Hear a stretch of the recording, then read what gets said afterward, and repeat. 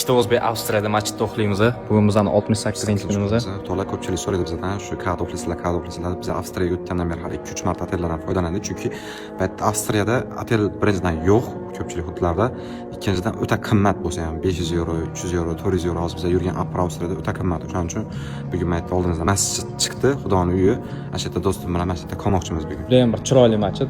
Masjid o'zi yomoni bo'lmaydi, lekin bu masjid qanaqadir bir yaxshi joyda joylashgan, joyini ko'radigan bo'lsanglar, tog'li zonada joylashgan. Avstriyada tog'lar juda ham ko'p bo'lgani uchun bu masjid tog'ning o'rtasida joylashgan, ya'ni turklar tomonidan qurilgan masjid ekan.